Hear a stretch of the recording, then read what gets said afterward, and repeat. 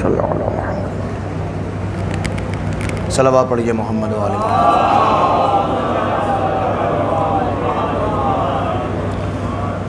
لا حول ولا قوة الا باللہ العلی العظیم۔ اعوذ باللہ السمیع العلیم من الشیطان اللعین الرجیم۔ بسم اللہ الرحمن الرحیم۔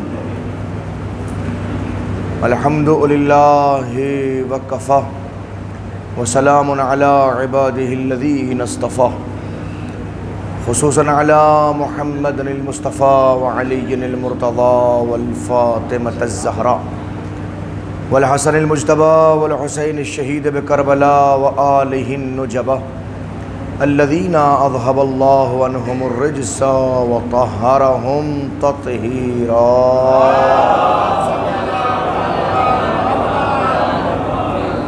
وَلَعْنَةُ اللَّهِ عَلَى ظَالِمِيهِ الْأَعْدَاءِ وَقَاتِلِيهِ الْأَشْقِيَاءِ مَا دَامَ الصُّبْحُ وَالْمَسَاءُ۔ أَمَّا بَعْدُ فَقَدْ قَالَ اللَّهُ تَبَارَكَ وَتَعَالَى فِي مُحْكَمِ كِتَابِهِ الْعُلَى وَالْفُرْقَانِهِ الْهُدَى۔ بسم الله الرحمن الرحيم۔ لَقَدْ كَانَ لَكُمْ فِي رَسُولِ اللَّهِ أُسْوَةٌ حَسَنَةٌ۔ صلوات پڑھیے محمد و آل محمد۔ معزز مومنین کرام، بعد نماز جمعہ مجلس کا انعقاد کبھی کبھی مزاج پر ثقیل بھی ہوتا ہے، اس کی آواز کچھ کم کر رہے ہیں، لیکن جب تک ثقالت ہو اس وقت تک گفتگو کرنے میں کوئی حرج بھی نہیں ہے۔ آپ حضرات کی خدمت اقدس سے میں نے ایک ایسی آیہ کریمہ کو تلاوت کرنے کا شرف حاصل کیا ہے کہ جو اپنے اندر معانی کے سمندر اور قیامت تک کے لیے ہماری زندگی کے دستور حیات کو سمیٹے ہوئے۔ ارشاد ہوتا ہے لَقَدْ كَانَ لَكُمْ فِي رَسُولِ اللَّهِ أُسْوَةٌ حَسَنَةٌ۔ بالتحقیق آپ سب کے لیے اللہ کے رسول کی زندگی میں عملی نمونہ ہے، یعنی ہم اپنی زندگی کو پریکٹیکلی کیسے رکھیں، اپنی زندگی کو کیسے گزاریں، اس کیسے کا جواب حضور سرور کائنات کی عملی زندگی ہے۔ ہم سب کی ذمہ داری ہے کہ اپنی حیات کے ہر پہلو سے متعلق جب بھی کوئی کیفیت کو انجام دینا چاہیں تو ہمیں ویسے کرنا ہے جیسے سرور کائنات نے کیا ہے۔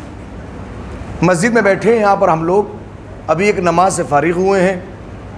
یہ نماز اس لیے آپ کو آتی ہے کہ آپ پڑھتے چلے آ رہے ہیں اور اپنے والدین سے سنا ہے، سمجھا ہے، آپ کے استاد نے آپ کو بتایا ہے، پڑھ کے دکھایا ہے۔ فرض کیجئے اگر آپ اس منزل پر ہوتے جب حکم نماز آیا ہوتا اور آپ سے کہا جاتا کہ آپ نماز پڑھیے اور قرآن مجید کے اندر مختلف آیتیں موجود ہیں، ان آیتوں کی بنیاد پر نماز پڑھیے، تو کوئی ایک فرد بھی ایسا نہ ہوتا کہ جو اپنی مرضی سے ویسی نماز پڑھ سکتا جیسے اس نے آرڈر کی ہے۔ حالانکہ نماز مختلف اعضاء کے ساتھ قرآن مجید کی مختلف آیتوں میں موجود ہے۔ مثلا ربک فکبر، آپ اپنے رب کی تکبیر کہیے۔ اب یہ تکبیر کب کہنی ہے؟ وَارْكَعُوا مَعَ الرَّاكِعِينَ، رکوع کرنے والوں کے ساتھ رکوع کیجئے۔ آپ کو کب رکوع کرنا ہے؟ وَاسْجُدُوا مَعَ السَّاجِدِينَ، سجدہ کرنے والوں کے ساتھ سجدہ کیجئے۔ کب سجدہ کرنا ہے؟ کہیں ایسا تو نہیں کہ پہلے سجدہ کرنا ہے پھر تکبیر کہنی ہے پھر رکوع کرنا ہے۔ یہ لگاتار تسلسل کے ساتھ کہ تکبیر سے شروع ہونے والی نماز تکبیر پر ختم ہوگی، یہ کون بتائے گا؟ قرآن مجید خاموش کتاب کا نام ہے، وہ صرف اتنا کہہ کے پیچھے ہٹا کہ لَقَدْ كَانَ لَكُمْ فِي رَسُولِ اللَّهِ أُسْوَةٌ حَسَنَةٌ، رسول کی زندگی تمہارے لیے نمونہ عمل ہے۔ بس اب رسول نے آواز دے کہا کہ صلو کما رأیتمونی اصلی، ایسے نماز پڑھو جیسے مجھے نماز پڑھتے دیکھو۔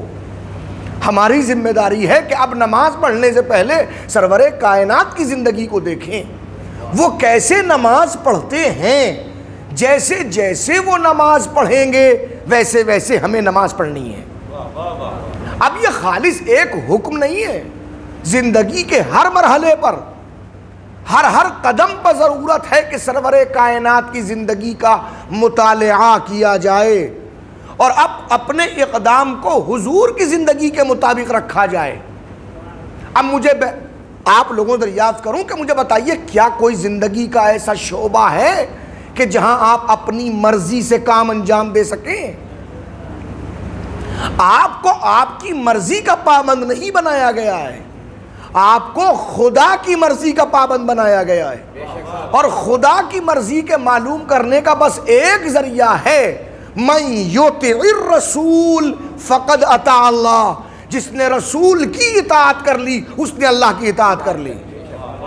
اگر یہ تمہید سمجھ آ گئی ہو تو اب دیکھیے گا، میں خدمت اقدس میں بہت تفصیلی گفتگو نہیں ہے، بہت جلدی سے عرض کرنا ہے 2-3 اہم باتیں۔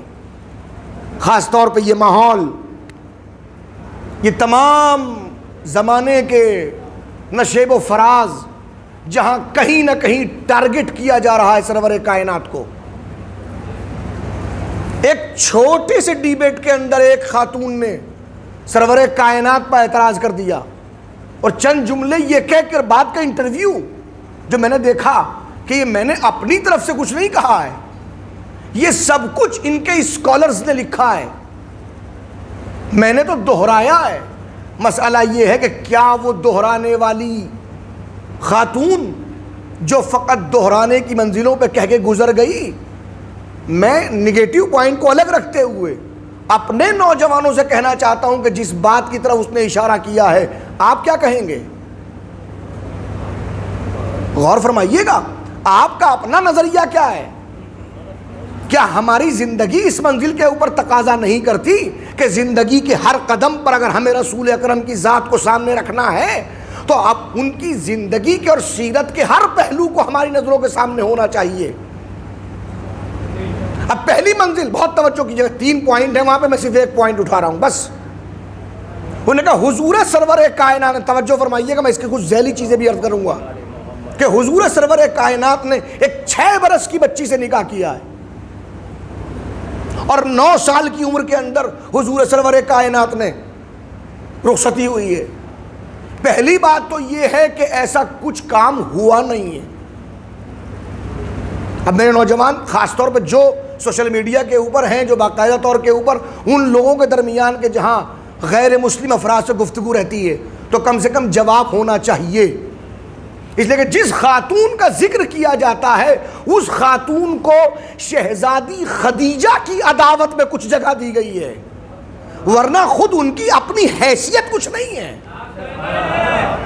غور کیجیے گا، حضور سرور کائنات نے کب شادی کی ہے؟ مجھے بتائیے، کوئی ایک تاریخ بتائے کہ حضور نے ان سے شادی کی ہو۔ میں کچھ عرض کرنا چاہتا ہوں، حضور دولہا بن کے بس ایک مرتبہ ایک کے دروازے پہ گئے ہیں، توجہ فرمائیے گا، بارات لے کے حضور بس ایک جگہ گئے ہیں، تو جہاں گئے ہیں وہاں حضور نے شادی کی ہے۔ حضور کی شادی ہونا اور ہے، حضور کا شادی کرنا اور ہے۔ یہ ایک منزل، سب سے بڑی بات۔ دوسری بات، اب عمر کی بات جو ہوتی ہے تو خود برادران اہل سنت والجماعت کی کتابوں میں شدت کے ساتھ اختلاف ہے، کہنے والوں نے صاف صاف کہا ہے کہ ایسا کچھ نہیں ہے۔ جو کچھ روایتیں یہ آئیں کہ یہ کیوں، کس لیے، اس کی وجہ سنیے آپ۔ شہزادی حضرت خدیجہ، جن کو علماء ام المومنین نہیں کہتے، ام المعصومین، احسن تم، ام المعصومین کہتے ہیں، اس لیے کہ ام المومنین تو بہت آسان مرحلہ ہے، کوئی بھی اس منزل پر اچھی بری آ جائے، لیکن ام المعصومین ہونا، توجہ فرمائیے گا، وہ بھی جو حضور سرور کائنات کا انتظار کر رہی ہے۔ اسلام کے آنے سے پہلے حقیقت اسلام کا اظہار اس طرح سے کیا کہ اسلام ہوتا ہی وہاں ہے جہاں کسی کا انتظار ہو رہا ہو۔ حضور سرور انتظار کر رہے ہیں، غور کیجئے گا۔ اب حضور سے عمر کتنی ہے؟ صرف 3 سال بڑی ہے شہزادی، جس وقت عقد ہوا ہے تو حضور کی عمر ہے 25 برس اور بی بی خدیجہ کی عمر ہے 28 برس، صرف 3 سال بڑی ہیں۔ یہ نہ کہیے وہ 40 سال کی تھیں اور یہ 25 سال کے تھے، وہ روایت غلط ہے، صرف 28 سال کی۔ اور 28 سال کی عمر کیسی؟ ایسی عمر کہ جس عمر کے اندر حضور کا انتظار،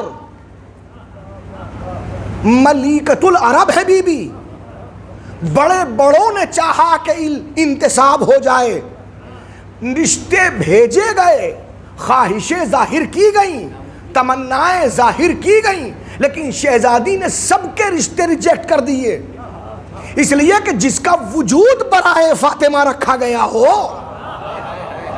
وہ کیسے ممکن ہے کسی اور کے حوالے عقد میں آ جائے؟ یہ ممکن نہیں ہے۔ لہذا روایت کے جملے یہ کہ حضور نے، شہزادی نے سب کے رشتے ریجیکٹ کیے۔ وہ رشتوں کا ریجیکٹ ہونا سائیکولوجیکل ایک ماحول تیار کر رہا تھا کہ یہ کس غرور میں رہتی ہیں، 28 سال تک بغیر کسی سے شادی کیے ہوئے بی بی خدیجہ نے گزارے ہیں۔ 28 سال شادی کسی سے نہیں ہوئی ہے، کنواری ہے شہزادی۔ اب ظاہر ہے کہ 28 سال تک کنوارا رہنا مختلف شخصیتوں کو اس لیے ناگوار گزر رہا ہے کہ یہاں کنوارا ہونا اور 28 سال تک رہنا اور رسول کا انتظار کرنا، یہ اتنی صفتیں جمع کر رہا ہے جو باقی کسی زوجہ میں ہی نہیں سکتی۔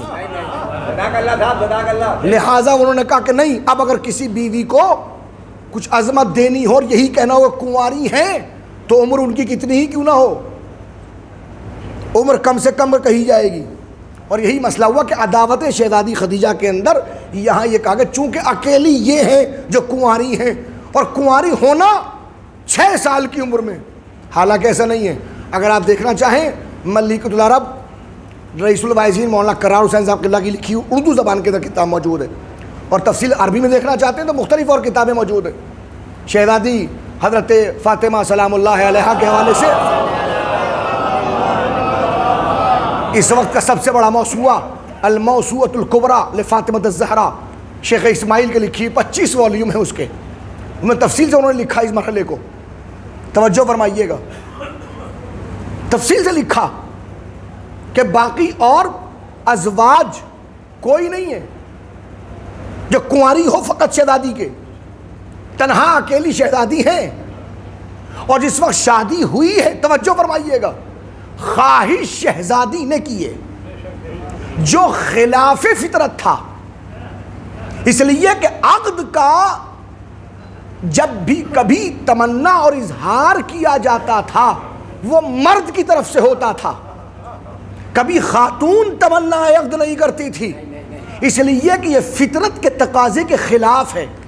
عورت مجسمہ حیا ہے، اور جو حیا ہو، حیا مانے آتی ہے کہ وہ اظہار کرے، لیکن شہزادی خدیجہ نے اظہار کیا۔ اللہ نے یہ بدلہ دیا کہ قیامت تک اب جب بھی عقد ہوگا، لڑکی کا وکیل پہلے کہے گا، لڑکے کا وکیل بعد میں کہے گا۔ یہ سلسلہ موجود ہے۔ اب یہاں پہ غور کیجیے گا، یہ منزل ہے۔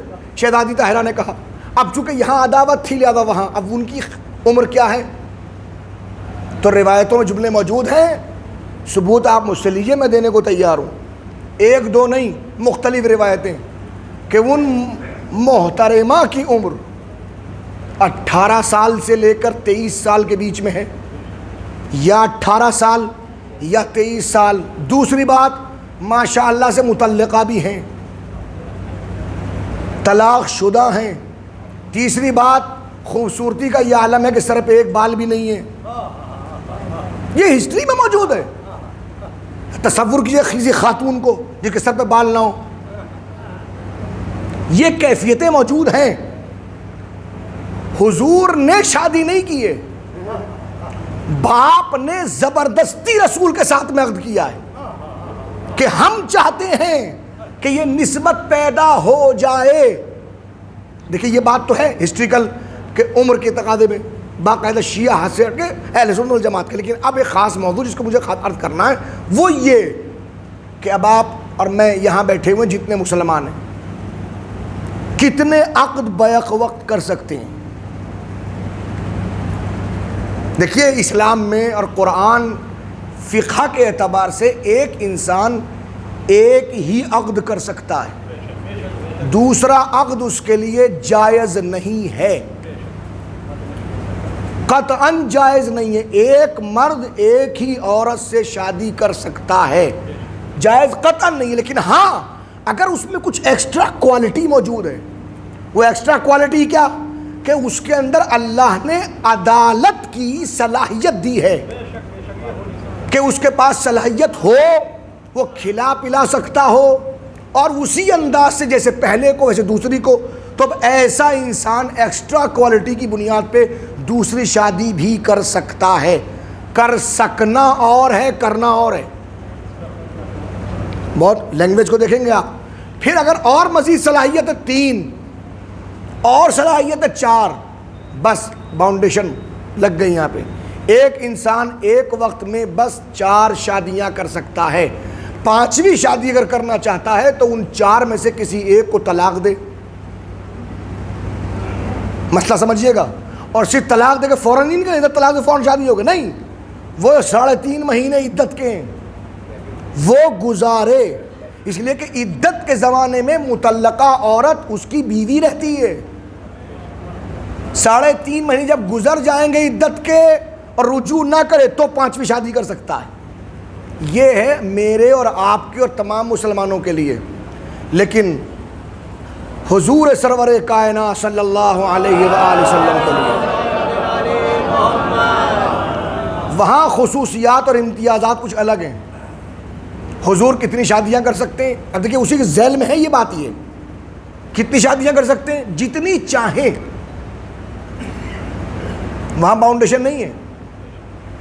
لہذا حضور کی زندگی میں کم سے کم 9 بھی رہی ہیں ایک ساتھ، اور 11 اور 13 بھی رہی ہیں ایک ساتھ، مختلف روایتوں کے اعتبار سے۔ حضور کی شادیوں کی تعداد 17 تک ملتی ہے۔ بہرحال کم سے کم کو سمجھیں تو 9 تو ہے نا۔ اب لوگ کہتے ہیں کہ دیکھیے، اب وہی بات اگرچہ وہاں سامنے نہیں آئی لیکن کچھ لوگوں نے کہی ہے کہ اگر سرور کائنات اس منزل پر ہیں تو اتنی شادیاں کیوں کر رہے ہیں؟ تو فوراً کو سمجھائیے کہ اگر شادی کر رہے ہیں تو کب کر رہے ہیں؟ 25 سال کی عمر کے اندر پہلی شادی 25 سال کی عمر تک، بس جو شادی کی عمر ہوتی ہے اس کے بعد زندگی گزرتی ہے 1 2 10 15 20 25 28 سال تک بلا شرکت غیر رسول کی بس ایک بیوی ہے، اس کا نام خدیجہ ہے، بس ایک اکیلی۔ جب حضور اکرم کی عمر 53 سال کی ہوتی ہے تب شہزادی خدیجہ کا انتقال ہوتا ہے۔ اس کا مطلب یہ ہے کہ حضور سرور کائنات کی زندگی جو گزری ہے وہ 53 سال تک بس ایک بیوی کے ساتھ۔ اب سوال یہ کہ انسان دوسری شادی کرتا کیوں ہے؟ تو یاد رکھیے قرآن نے کہا انما ہن سکن، عورت چونکہ مرد کے لیے سکون ہوتی ہے، تو اگر کوئی ایک بیوی سکون دے دے تو دوسری کی ضرورت نہیں ہے۔ دوسری جب کرتا ہے جب پہلی سے سکون نہ ملے۔ 28 سال تک اکیلے شہزادی نے وہ سکون عطا فرمایا کہ رسول کو ضرورت ہی نہ پڑی، اور اس کے بعد 9 بیویاں۔ یہ 9 کا تانا اس بات کی طرف بعد میں دیجیے گا، پہلے یہ کہیے کہ اگر کوئی ایک سکون دے دیتی تو رسول کو دوسری کی ضرورت نہ پڑتی، لیکن دوسری نے سکون نہ دیا تو تیسری، اور تیسری نے سکون نہ دیا چوتھی، اور چوتھی نے سکون نہ دیا تو 5ویں۔ اب یہ منزل اگر یہاں تک ذہن ہے تو اب آئیے تھوڑا ہٹ کے، کیا آخر رسول نے اتنی شادیاں کی کیوں ہیں؟ 2 وجوہات بیان کروں، گفتگو اس میں سمیٹنا ہے مجھے۔ 2 وجوہات۔ پہلی وجہ، اب یہ جا کے دیکھیے گا، یہ عموماً موضوع ڈسکس نہیں ہوتے ممبر سے اور نہ کبھی مجالس میں ذکر ہوتا ہے، اس لیے وجہ یہ کہ زبان بہت جگہ پر ایسی جگہ پہنچتی ہے کہ جہاں گویا بولنے والے کے لیے پل صراط ہوتی ہے کہ بال سے زیادہ باریک مسئلہ اور ممبر سے گفتگو کرنا اور کوئی ایک جملہ بھی خلاف ادب اور خلاف تہذیب نہ ہونے پائے۔ تو حضور نے اتنی شادیاں کیوں کی ہیں آخر؟ تو پہلی وجہ سنیے، پہلی وجہ کیا ہے؟ آپ پڑھیے حضور سرور کائنات کی وہ وصیتیں جو حضور نے اپنی اس دنیا سے جانے سے پہلے مولائے متقیان کو کی ہیں۔ اس میں ایک وصیت جو خاص طور پہ اس موضوع سے متعلق کتابوں میں موجود ہے، جس میں حضور نے فرمایا یا علی 12 قسم کی عورتوں سے شادی نہ کرنا، 12 قسم کی عورتوں سے شادی نہ کرنا۔ اب وہ صفتیں بیان کی ہیں، اس صفت کی حامل، اس صفت کی حامل۔ اب لاجیکلی دیکھیے گا اس بات کو، اگر 12 قسم کی عورتوں سے شادی نہیں کرنا ہے تو وہ قسم کوئی ایک صفت تو ہے نا۔ فرض کیجئے میں کہہ دوں کہ فرض کیجئے، میں اس کو بیان میں نہیں کر رہا ہوں، میں سمجھانے جلدی سے کہنا چاہتا ہوں۔ فرض کیجئے حضور نے کہا جاہل عورت سے شادی نہ کرنا، فرض کیجئے، میں فرض کرنے کی بات کر رہا ہوں کہ جاہل عورت سے شادی نہ کرنا، تو خود بخود سمجھیے کہ جہاں جہالت ہوگی وہاں شادی نہیں ہوگی، تو جہاں علم ہوگا۔ اچھا 12 صفتیں کوئی ضروری نہیں ہے کہ ہر ایک صفت ایک ہی میں ہو دوسری میں نہ ہو سکتا ہے وہ 12 صفتیں کسی ایک عورت میں سب میں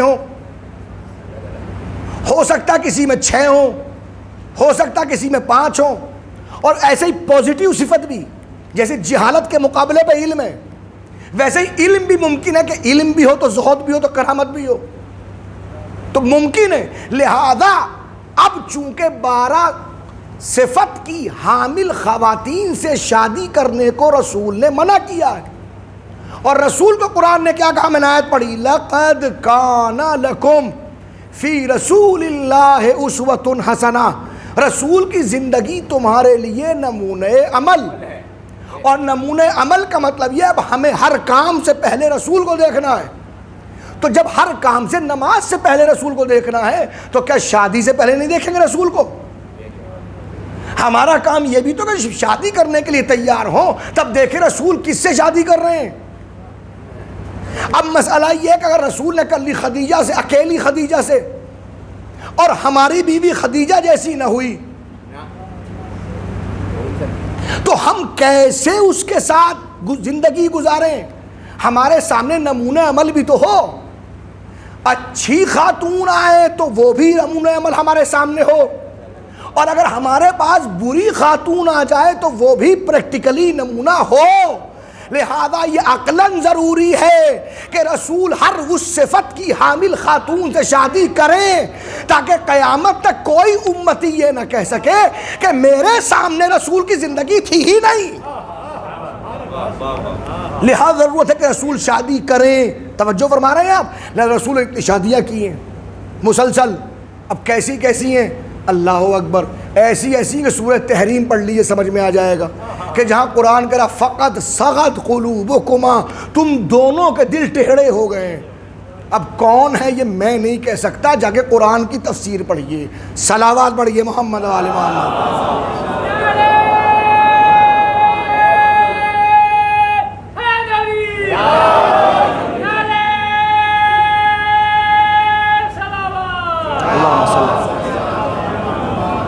تو رسول کے اوپر واجب ہے اتنی صفات کی حامل خواتین نے شادی کرنا، اور پھر رسول نے کی بھی ہے تاکہ آپ کی زندگی میں کوئی اچھی آئے، خدیجہ صفت آئے تو خدیجہ صفت جیسی خاتون کے ساتھ ویسے ہی زندگی، ویسے رسول نے خدیجہ کے ساتھ میں زندگی گزاری، اور کوئی بری خاتون آ جائے تو ایسے ہی جیسے رسول نے وہاں ان کے ساتھ میں کیا ایسے ہی آپ بھی کیجئے۔ ایک تو منزل یہ، دوسری منزل سن لیجئے رسول نے اتنی شادیاں کی کیوں۔ اب میں پھر اپنا جملہ دوہرا رہا ہوں، رسول نے کی کہاں ہے؟ رسول نے نہیں کی ہیں، دوسروں نے کروائی ہیں۔ اب یہ مسئلہ کیا ہے؟ اب یہ بہت ڈیپلی بات ہے، بہت اندر کی بات ہے۔ اب میں بہت کھل کے نہیں کہہ سکتا کچھ باتوں کو، اس کو آپ کے اشارے کے اوپر چھوڑوں گا، اشارے آپ سمجھیے گا خود ہی اس بات کو۔ میں گزرتے ہوئے گزر رہا ہوں، جلدی تیزی کے ساتھ گزر رہا ہوں، سمجھیے۔ الحمدللہ میرے سامنے نمازی مجمع ہے جو اشاروں میں بات کرنے کا عادی ہے، الحمدللہ رب العالمین الرحمن الرحیم مالک یوم الدین، یہ سب اشارے ہیں کہیں نہ کہیں کے لیے۔ توجہ فرمائیے گا، رسول نے نہیں کیے، اوروں نے کیے۔ کیوں کیے اوروں نے؟ اب دیکھیے یہ وجہ کیا ہے۔ جب بھی کوئی کسی بات کا دعویٰ کرتا ہے، کسی بھی بات کا، تو اس کا دعویٰ اس کی زندگی سے مماثلت رکھتا ہے یا نہیں؟ اس کو گھر میں دیکھیے،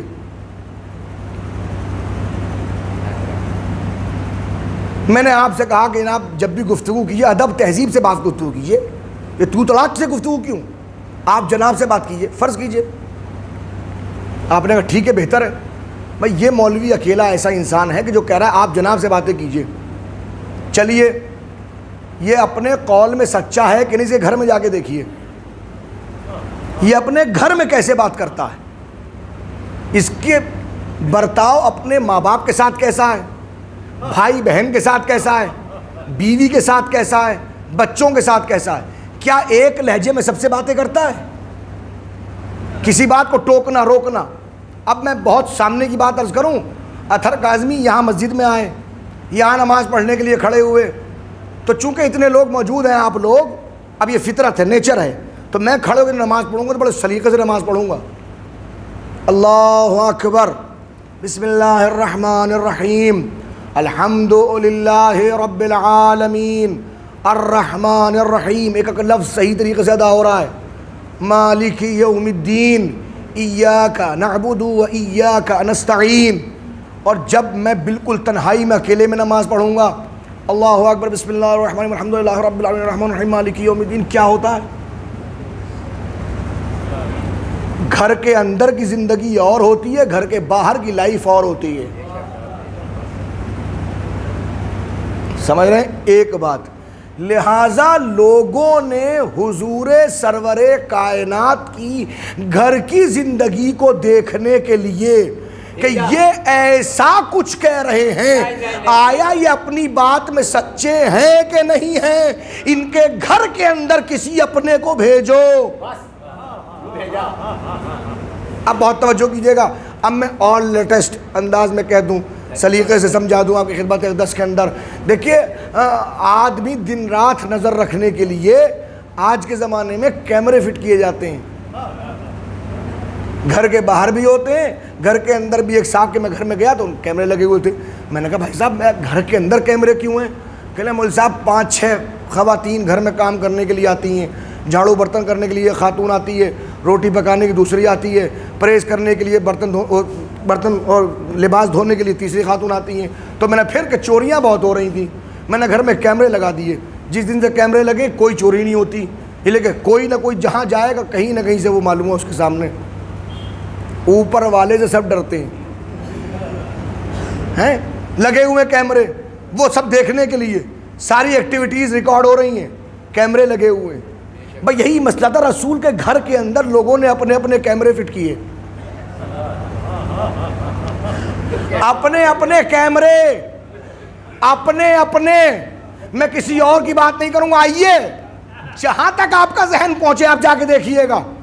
ایک محترمہ آئی رسول کے گھر میں، سب سے بڑا دشمن، اسلام کی ساری جنگیں اس کی مرہون منت۔ کون؟ یزید کا دادا، معاویہ کا باپ، ابو سفیان، بیٹی ہے ام حبیبہ۔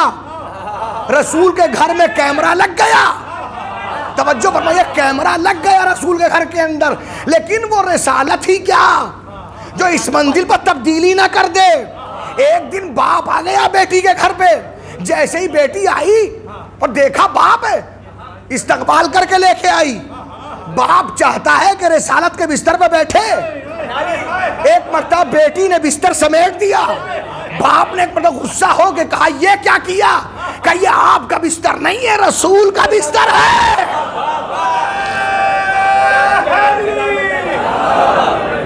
یہ آپ کا بستر نہیں ہے، رسول کا بستر ہے۔ اور بیٹی نے بتا دیا ہوں ابو سفیان کی، مگر اس بات کو بتا کے جاؤں گی جب رسول کے بستر پہ کوئی نہیں بیٹھ سکتا تو مسند خلافت پہ کوئی کیسے بیٹھ سکتا ہے؟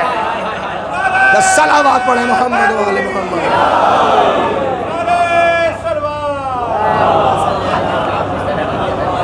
اب آپ ایک کام کریے، کیمروں کے نصب کو دیکھ لیجئے، زیادہ آگے میں نہیں بڑھ سکتا،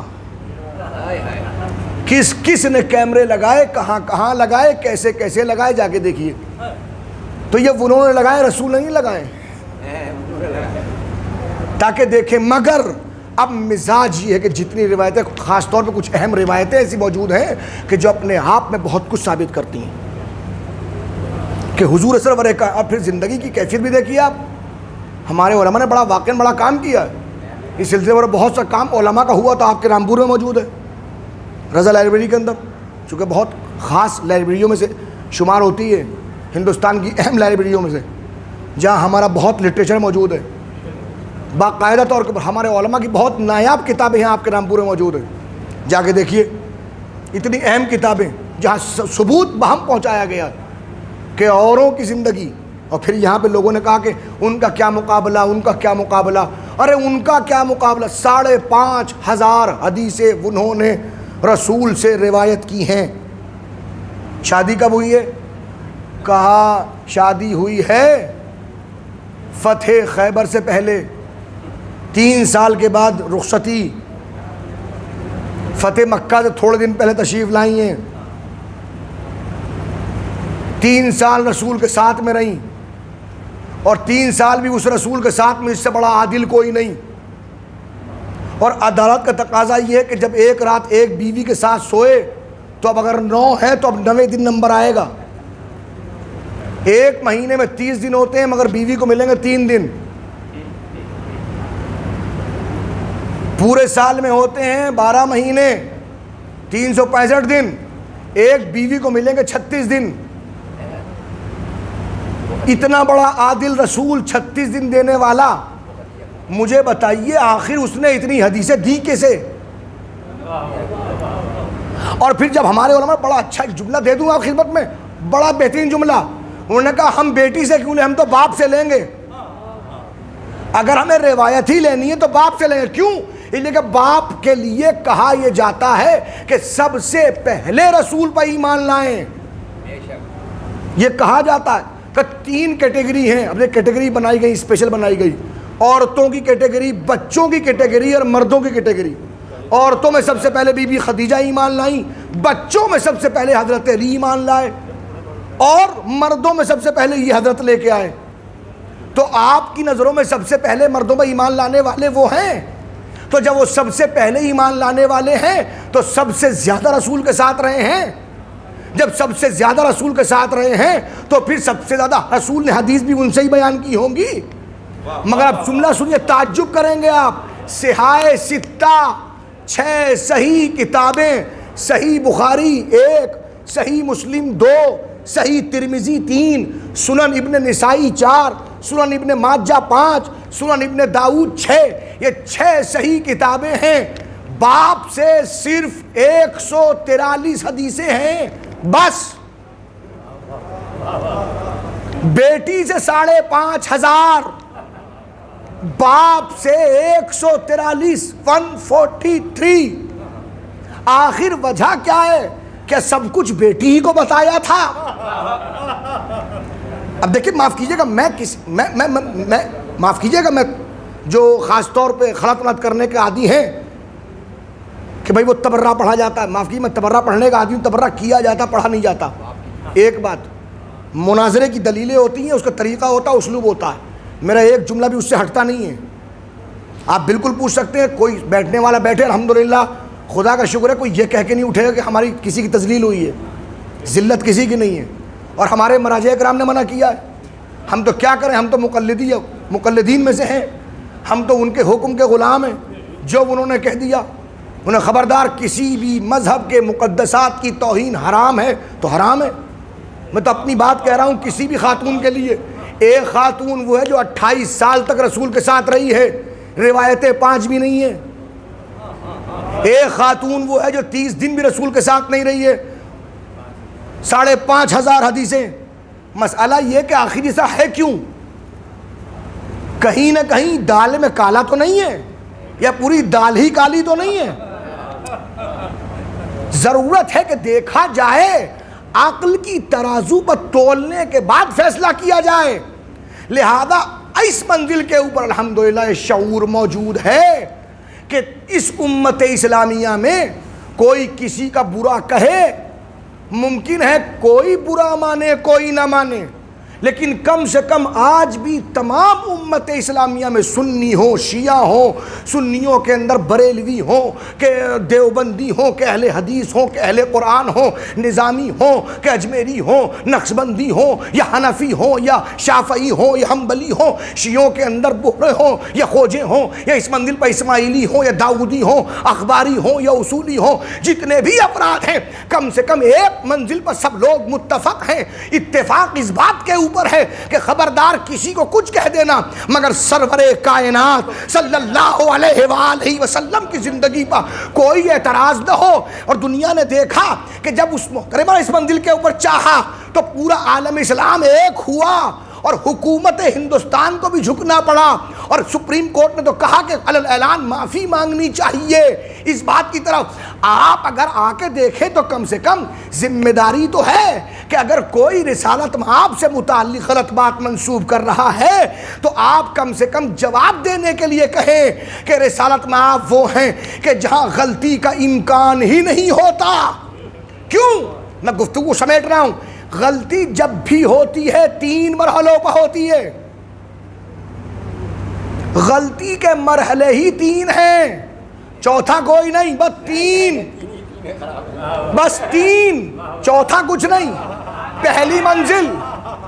پہلی منزل غلطی کہاں کرتا ہے؟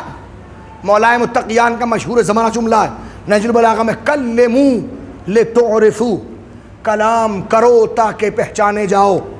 غلطی جب کرتا ہے جب انسان کی زبان کھلتی ہے۔ میں غلطی کر رہا ہوں، کیوں کر رہا ہوں؟ اس ممبر پہ پڑھ رہا ہوں، بول رہا ہوں، بولنے میں خطا ہوتی ہے، ایک منزل۔ دوسری منزل، انسان جب کچھ کام کرتا ہے تو غلطی ہوتی ہے، عمل کرتا ہے تو غلطی ہے۔ جب تک خاموش بیٹھا ہے کوئی غلطی نہیں ہوگی، ہاتھ پیر ہلیں گے تو غلطی ضرور ہوگی، تو بولے گا تو غلطی، عمل کرے گا تو غلطی۔ اور تیسرا مرحلہ اور بھی سب سے خطرناک، اس لیے کہ غلطی کی منزل کبھی کبھی وہ ہوتی ہے، بہت سے لوگ کہتے ہیں بڑے گھنے ہیں یہ، کچھ کہتے نہیں ہیں کچھ کرتے نہیں، لیکن دماغ ان کا ادھر ادھر ہی رہتا ہے۔ فکر میں غلطی ہو تو غلطی ہوتی ہے، سوچ میں غلطی، تھنکنگ، سوچنا، یہ غلطی کا باعث بنتا ہے۔ حضور سرور کائنات تینوں مرحلے پہ غلطی کر نہیں سکتے۔ کیوں نہیں کر سکتے؟ قرآن نے کہا وَمَا يَنْطِقُ عَنِ الْهَوَىٰ إِنْ هُوَ إِلَّا وَحْيٌ يُوحَىٰ، یہ اپنی مرضی سے بولتا ہی نہیں ہے، یہ بولتا وہی ہے جو وحی ہوتی ہے۔ ایک منزل۔ دوسری منزل جب عمل کرتا ہے، قرآن نے کہا وَمَا رَمَيْتَ إِذْ رَمَيْتَ وَلَٰكِنَّ اللَّهَ رَمَىٰ، اے رسول کنکریاں آپ نے نہیں پھینکی، اللہ نے پھینکی۔ یہ عمل رسول کا نہیں ہے، عمل ٹوٹلی اللہ کا ہے، تو جس کا عمل اپنا نہ ہو غلطی کہاں ہوگی؟ تیسری منزل مشیت، سوچنا، فکر، تھنکنگ۔ قرآن نے کہا وَمَا تَشَاءُونَ إِلَّا أَن يَشَاءَ اللَّهُ، یہ تو سوچتے بھی وہی ہے جو اللہ سوچتا ہے۔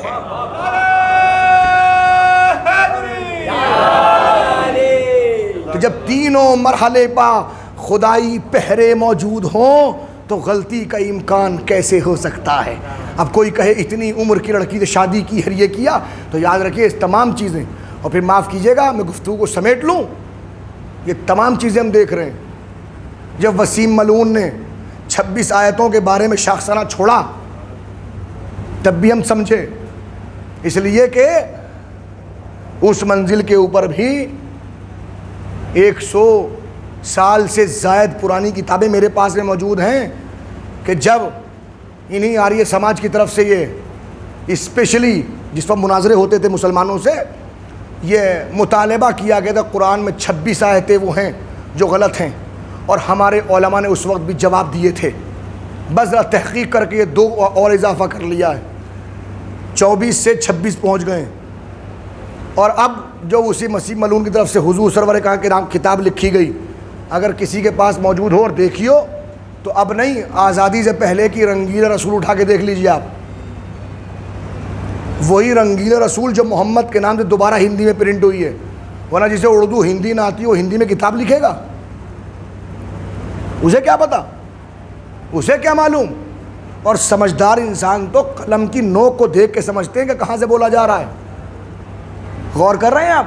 یہ تمام چیزیں کہیں نہ کہیں سے امپورٹ ہو کے آ رہی ہیں۔ کہاں سے آ رہی ہیں خود سمجھیے، اس کے لیے اللہ نے آپ کو عقل دی ہے۔ مگر پوزیٹیو ونگ یہ ہے کہ آپ کم سے کم سمجھیں کہ اگر کہنے والا کچھ کہہ رہا ہے تو آپ اس کا جواب اپنے بچوں کو سمجھا کے چلیں۔ یہ مجلسیں، یہ عزاداری، یہ محرم اور یہ ایصال ثواب کی مجلسیں، یہ سب کچھ اللہ کی طرف سے ہمارے اوپر بہت بڑا احسان ہے کہ مسلسل ہمیں دین سے قریب ہونے کا موقع فراہم ہوتا رہتا ہے۔ لہذا اس منزل پر جتنا زیادہ ہو سکے ذکر فإن الذکر تنفع المؤمنین، ذکر کیجئے تاکہ یہ ذکر مومنین کے لیے فائدہ بخش ہو۔ ذکر کرنا مومن کے لیے فائدے کا سبب ہے۔ اب جو جاگ چکا ہے اس کے لیے ایصال ثواب کا ذریعہ ہے، اور جو موجود ہیں ان کے لیے معلومات اور علم کا ذریعہ ہے۔ یقیناً وہ جانے والے انسان خوشا نصیب کہ جن کی بنیاد پر آج ہم کچھ باتوں سے قریب تر ہو رہے ہیں۔ حضور سرور کائنات کی حفاظت کیجئے۔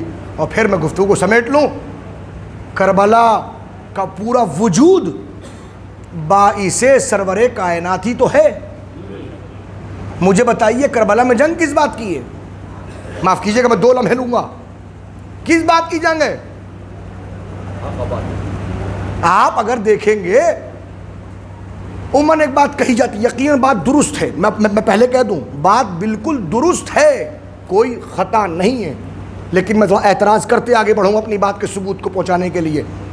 حسین کربلا میں گئے تو نمازیں بچ گئیں، حسین گئے تو سجدے بچ گئے، حسین گئے تو رکوع بچ گئے، حسین گئے تلاوت بچ گئی، حسین گئے دین بچ۔ حسین بچانے کب گئے تھے؟ یزید نے منع کیا تھا حسین کو نماز نہ پڑھنا، بندش تھی حسین کے اوپر روزہ نہ رکھنا، کسی نے کہا تھا حسین سے اب سجدہ نہ کرنا، کہ کسی نے کہا تھا حسین سے اب تلاوت قرآن نہ کرنا؟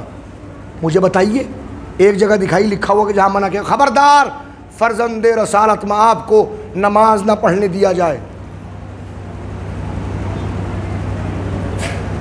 اچھا منع نہیں تو کہ حسین نماز پڑھتے نہ پڑھتے؟ پڑھتے۔ مطالبہ بیعت کا تھا،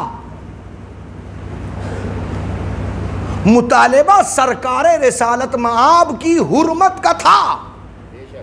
یہ کہنے والا تخت پہ بیٹھ کے کہہ رہا تھا لعبت بنو ہاشم بالملک فلا جاء خبر ولا وحی نزل، بنی ہاشم نے کھیل کیا ہے، نہ کوئی نبی آیا، نہ کوئی وحی آئی، نہ کوئی کتاب آئی، نہ کوئی دین آیا، کچھ نہیں آیا۔ یہ سب بنی ہاشم کا کھیل تھا، رسالت کھیل، دین کھیل، سب کچھ کھیل۔ لہذا اس منزل پر حسین اٹھے۔ اب دیکھیے میں تفصیل اگر جاؤں تو بڑا مسئلہ سامنے آ جائے گا، میں ادھر نہیں جا کے روک رہا ہوں گفتگو کو اور پھر آپ کو دلیل دے رہا ہوں۔ یہی وجہ بھی ہے کہ جس وقت ملعون نے بھرے دربار میں سوال کیا ہے سید سجاد بتاؤ کون جیتا کون ہارا؟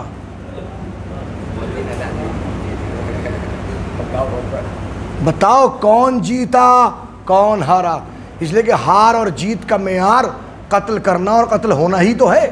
لوگ سمجھتے ہیں جو قتل کر چکے ہیں وہ جیت گئے، جو قتل ہو چکے ہیں وہ ہار گئے، لیکن نہیں، سوال کرنے والا سوال کر کے بتا رہا ہے میں قتل کرنے کے باوجود متذبذب ہوں، کون جیتا کون ہارا؟ ورنہ یزید جیسے کو سوال کرنے کی ضرورت کیا تھی؟ یزید بھی جانتا تھا مقصد کا سوال ہے، کون مقصد میں کامیاب ہوا؟ اس کا مقصد تھا بیعت لے لے، حسین کا مقصد تھا سر کٹ جائے مگر بیعت نہیں ہوگی۔ اب بتاؤ کون جیتا کون ہارا؟ جو اپنے مقصد میں ناکام رہا وہ ہار گیا، جو اپنے مقصد میں کامیاب ہو گیا وہ جیت گیا۔ سر کٹ گیا مگر یزید کی بیعت نہیں ہوئی۔ اور اب میں گفتگو کو سمیٹ کے 2 جملے باب مصائب کے عرض کر دوں تاکہ آپ کی آنکھوں میں کچھ تری آ جائے اور وہ تری کسی کے رومال کی زینت بن جائے۔ اس لیے کہیں نہ کہیں یہ روایت و جملے موجود ہے، کہیں نہ کہیں آپ کے اطراف میں کوئی ماں موجود ہوگی جو ایک رومال لے کے ہر مومن کی آنکھوں کے سامنے یہ کہہ کے کرتی لاؤ میرے حسین کے زخموں کا مرہم اجرکم اللہ. آئیے میں کہوں آپ کی خدمت اقدس میں بڑی معذرت کے ساتھ ایک مرحلہ بھی وہ نہیں ہے جہاں بقائے دین کی خاطر زینب کے قدم رکے ہوں، لیکن ایک جگہ وہ ہے جہاں زینب کے قدم رکے ہیں. وہ کون سی جگہ؟ وہ جگہ شام میں دربار کی جگہ. جس وقت دربار میں دخول ہو رہا تھا تو ایک مرتبہ زینب نے ایک قدم دربار میں رکھا. اب جو دربار کو دیکھا تو زینب دربار کے دروازے پر بیٹھ گئیں، یہ کہہ کے کس کی ہمت ہے جو زینب کو اس بھرے دربار میں لے جا سکے؟ کس کی ہمت ہے؟ شمر ایک مرتبہ تازیانہ لے کے بڑھا اور بڑھ کے کہتا ہے زینب یہ علی کا دور حکومت نہیں ہے، یہ یزید کا دور حکومت ہے، یہ دربار یزید کا دربار ہے، زینب جانا ہوگا. تو ایک مرتبہ کہا تو مجھے مجبور سمجھتا ہے؟ اے بیٹا سکینہ میرے قریب آؤ، اے بیٹے باقر میرے قریب آؤ. پھر ایک مرتبہ سب کو قریب بلایا اور بلانے بعد کہتی میں بد دعا کرتی ہوں تم آمین کہنا. زنجیر کے حلقوں کی آوازیں آئیں. ایک مرتبہ زینب متوجہ ہوئیں. سید سجاد نے روکے کہا پھوپھی اماں ذرا بابا کے چہرے کو دیکھیے. زینب نے بھائی کے چہرے کو دیکھا، آنکھوں سے آنسو. بھیا اب تک نہ روئے، آخر رونے کا سبب کیا ہے؟ آواز آئی بہن بقائے دین کی خاطر یہاں سے گزر جاؤ. روایت کہ زینب بیٹھی تھی کھڑی ہو گئی. بھیا اگر نانا کا دین ایسے بچتا ہے تو زینب بچانے کے لیے دربار میں جائے گی. زینب آ گئی دربار میں. ایک منزل وہ آئی کہ جب یزید ملعون کا خطیب منبر پہ گیا، یزید کی مدح و ثنا کی ہے اور اترا، اور ایک مرتبہ شہزادے مولا امام زین العابدین فرماتے ہیں اے یزید کیا مجھے بھی اجازت ہے کہ میں اس لکڑیوں کے ڈھیر پہ جاؤں؟ کیا مجھے بھی میں لکڑیوں کے ڈھیر پہ جاؤں؟ لکڑیوں کا ڈھیر، ممبر نہیں کہا، لکڑیوں کا ڈھیر. اس لیے کہ مولانا نے بتایا ممبر ہوتا ہی وہ ہے جہاں فضائل آل محمد کا بیان ہو. جس جگہ پہ ظالم کا بیان ہو، اس کی حمد و ثنا ہو، وہ کبھی ممبر نہیں ہو سکتا. منع کر دیا گیا. یزید کے محل میں کچھ لوگوں نے شدت کے ساتھ اصرار کیا. بہت دن ہو گئے لہجہ سنے ہوئے. اے یزید اجازت دے. مجبوراً یزید کو اجازت دینی پڑی. ایک مرتبہ مولانا سجاد گئے، حمد و ثنا کی. اس کے بعد کہا من عرفنی فقد عرفنی، جو جانتا ہے وہ جانتا ہے. ومن لم یعرفنی فانا اعرفہ، جو نہیں جانتا اس کو بتا رہا ہوں. انا ابن مکہ و منا، میں مکہ کا بیٹا ہوں، میں منا کا بیٹا ہوں، میں بیت اللہ کا بیٹا ہوں، میں حرم کا بیٹا ہوں، میں محمد مصطفیٰ کا بیٹا ہوں، میں علی مرتضیٰ کا بیٹا ہوں. روایت کہتی بھرے دربار میں ایک آواز گریہ بلند ہوئی.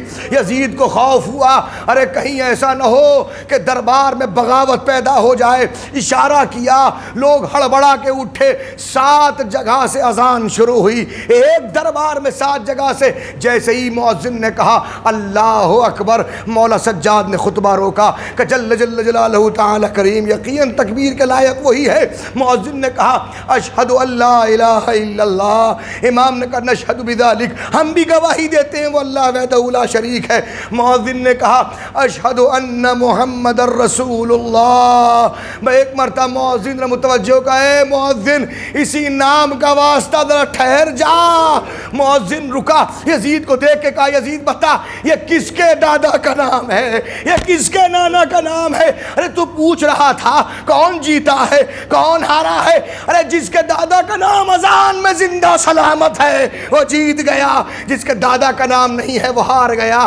بتا دیا. اور اس کے بعد ایک جملہ کا یزید ذرا اتنا بتا، آج اگر رسول کھڑے ہو جائیں اور آگے کہے اے یزید ارے میرا نام تو اذان میں ہے مگر ہائے میری بیٹیاں زینب و کلثوم اس بھرے دربار میں اس طرح موجود ہیں، یزید کیا جواب دے گا؟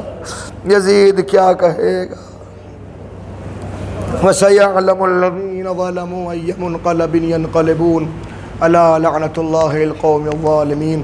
ملتمس مزید سورہ فاتحہ اور 3 مرتبہ سورہ اخلاص کی تلاوت فرما کر تمام جملہ مرحومین منوانات اور جن افراد کے ایصال ثواب کے لیے مجلس کا انعقاد ہوا ہے ان تمام لوگوں کے لیے ایصال ثواب فرمائیں.